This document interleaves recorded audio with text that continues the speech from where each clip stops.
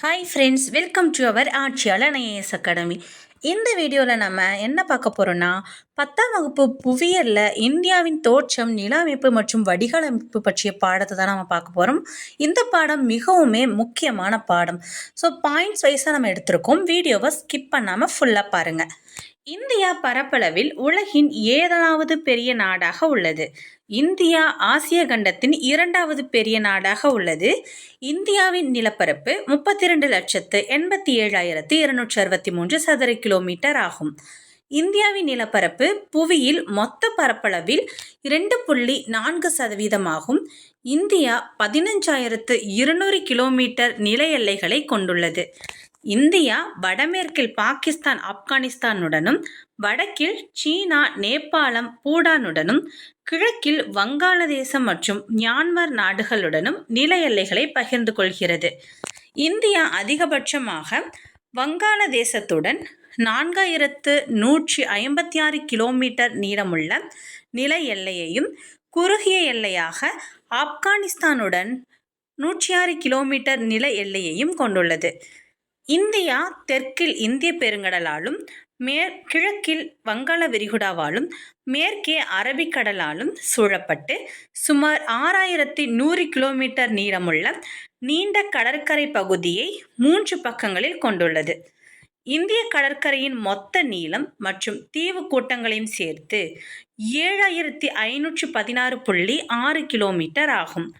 இந்தியாவையும் இலங்கையையும் பிரிக்கும் குறுகிய ஆழமற்ற கடல் பகுதி பாக்நீர் சந்தி ஆகும். இந்தியாவின் அமைவிடம் கிழக்கு மற்றும் மேற்கு ஆசியாவிற்கு மத்தியிலும், ஆசியாவின் தென்பகுதியிலும் அமைந்துள்ளது. இந்திய பெருங்கடல் வழிப்பாதை மேற்கில் உள்ள ஐரோப்பிய நாடுகளையும் கிழக்காசிய நாடுகளையும் இணைத்து இந்தியாவிற்கு அமைவிட முக்கியத்துவத்தை அளிக்கிறது. இந்தியாவின் மேற்கு கடற்கரை மேற்கு ஆசியா, ஆப்பிரிக்கா மற்றும் ஐரோப்பிய நாடுகளை இணைக்கும் பாலமாக உள்ளது.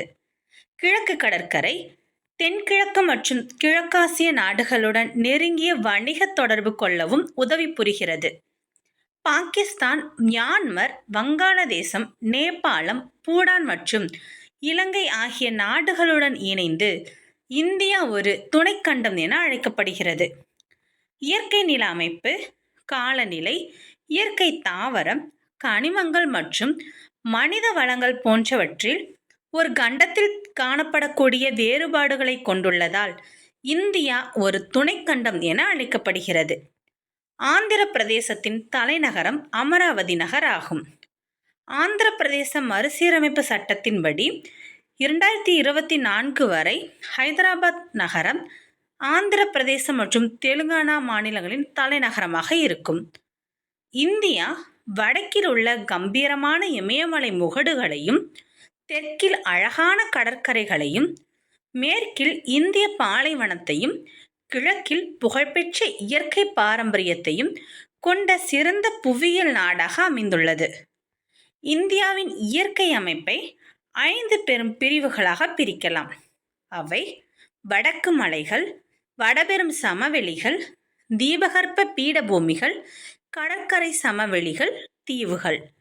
இமயமலைகள் வடக்கு மலைகள், அதாவது உலகின் இளமையான மற்றும் மிக உயரமான மலைத்தொடர்கள் ஆகும். புவிமேலோட்டு பேரியக்க விசைகள் காரணமாக புவிமேலோடு மடிக்கப்பட்டு மடிப்பு மலைகளாக உருவாகின. இமயமலை மேற்கில் சிந்து பள்ளத்தாக்கிலிருந்து கிழக்கே பிரம்மபுத்திரா பள்ளத்தாக்கு வரை சுமார் 2,500 கிலோமீட்டர் நீளத்திற்கு நீண்டு பரவியுள்ளது. இமயமலைகள் காஷ்மீர் பகுதியில் 500 கிலோமீட்டர் அகலத்துடனும், அருணாச்சல பிரதேசத்தில் 200 கிலோமீட்டர் அகலத்துடனும் வேறுபடுகிறது.